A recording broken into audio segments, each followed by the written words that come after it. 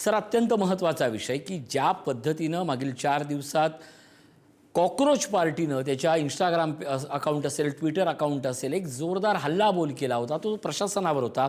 मागचं दिवसभर, आजचा संपूर्ण दिवस अशा पद्धतीची एक कॅम्पेन सुरू होती. सुरुवातीला हिट पेज आलं, त्यानंतर रेड हिट आलं, त्यानंतर येलो हिट आलं आणि आता काळा हिट यूथ जनता पार्टी अशी एक मोहीम आलेली आहे समोर.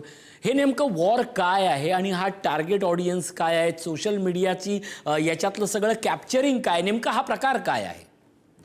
ऋषी, आपल्याला माहिती आहे की गेले काही वर्ष नॅरेटिव्ह सेट करणं आणि त्याला काउंटर नॅरेटिव्ह देणं हा प्रकार आपण भारताच्या राजकारणाचा मुख्य प्रवाहात आलेला एक महत्त्वाचा बदल आपण बघतो आहोत.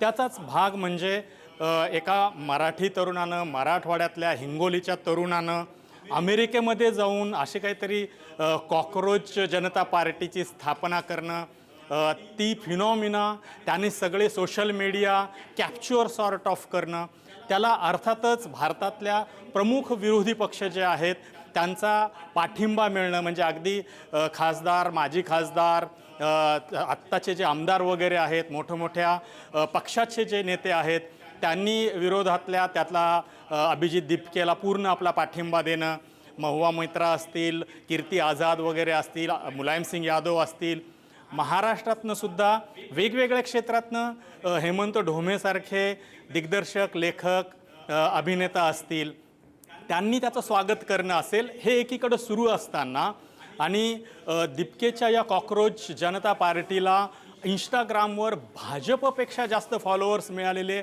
असताना त्यात पुन्हा नाट्य कसं, ट्विस्ट कसं येत जातं ऋषी, ते आपण दिवसभरात पाहिलं. ते म्हणजे त्याचं ट्विटर अकाउंट सस्पेंड केलं गेलं, रोखून धरलं गेलं, भारतातल्या काय कायदेशीर बाबी वगैरेचं कारण देऊन.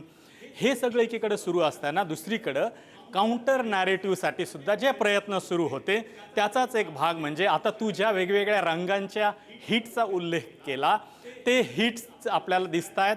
साधं आणि सोपं त्याच्यात सांगायचं आहे या लोकांना की तुम्ही जर का अशा पद्धतीचे कॉकरोच जनता पार्टी आणत असाल तर त्याच्यावर आमच्याकडं आता आपल्याला माहिती आहे की ते हिट वगैरे वापरलं जातं त्या झुरळांचा नाश करण्यासाठी. जवळपास बहुतांश शहरात किंवा घरामध्ये ते वापरलं जातं. त्यांना संदेश हाच द्यायचा आहे की तुमच्याकडे जर का ही पार्टी वगैरे असं तुम्ही घेऊन आलात तर आमच्याकडे त्याला रोखण्यासाठी, मारण्यासाठी, थांबवण्यासाठी अशा पद्धतीचे हिट वेगवेगळ्या रंगाचे आम्ही वापरू. नक्कीच अशा पद्धतीचं हे नॅरेटिव्ह, काउंटर नॅरेटिव्हचा हा खेळ सुरू असलेला आपल्याला दिसतो. आता या सगळ्यातला एक सोशल मीडियावरचा आणखीन एक महत्त्वाचा प्रश्न सांगतो. त्यांचं ट्विटर अकाउंट सस्पेंड झालं, त्यानंतर त्यांनी कमबॅक केलं आणि कमबॅक करताना झुरळ मरत नाहीत अशा पद्धतीने त्यांनी टॅगलाईन घेतली आणि ते पुन्हा एकदा फॉर्ममध्ये सुटले.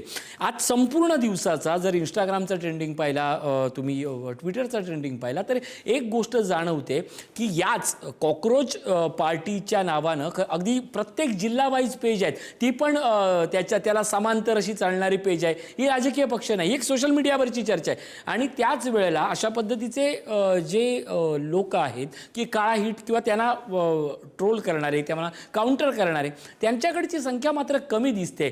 सोशल मीडियाचा अभ्यास करताना शेवटी हा गेम फॉलोअरचा आहे. जर त्याचा अजूनही आपण राजकीय पक्ष म्हणत नसू तर फॉलोअरचा आहे का विचारसरणीचा आहे.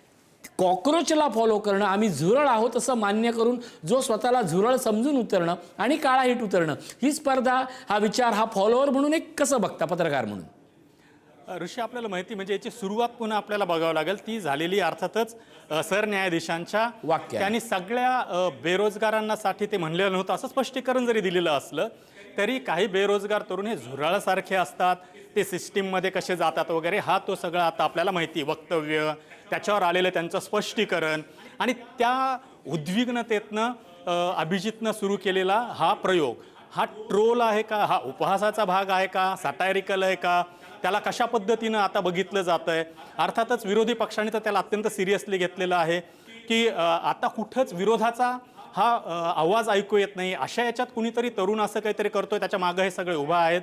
हा तरुण कोण आहे ते पण आपण दिवसभर पुढारी न्यूजच्या प्रेक्षकांना दाखवलंय ऋषी, की हा नवीन कुणीतरी तरुण नाही आहे. याला ह्या अशा पद्धतीच्या कॅम्पेनचा चांगला दांडगा अनुभव आहे. हा अरविंद केजरीवालांच्या टीमचा, कॅम्पेनचा भाग होता. 2020 सालापर्यंत त्या ज्या आपच्या मोहिमा आहेत त्या राबवलेल्या होत्या. त्याच्यामध्ये सोशल मीडिया कसा काम करतो, तरुणांचा कसा प्रतिसाद मिळतो, त्याचा सगळा अनुभव असलेला हा हिंगोलीचा मराठवाड्याचा तरुण आहे. त्यामुळं हा कुणी नवखा तरुण नाही आहे. त्यामुळंच त्यांनी हा प्रयोग इकडे केला आणि त्याला विरोधकांनी डोक्यावर घेतलं. अक्षरशः 10 मिलियन वगैरे फॉलोअर 4 दिवसात होणं हा जागतिक विक्रम नक्कीच. असू शकतो. या सगळ्या गोष्टींचा विचार करताना महाराष्ट्रातल्या तरुणानं देशाचा आवाज बनणं ही गोष्ट एकीकडे आणि त्याच वेळेला हिट सारख्या अशा एका मोहिमांनी आता प्रत्यक्षदर्शी या संपूर्ण चळवळीला रोखणं एकीकडे, हे दोन्ही भाग आहेत आणि या दोन्ही भागाची चर्चा अर्थात सोशल मीडियावर होतच राहील. धन्यवाद रामदासी सर या सगळ्या अपडेटबद्दल.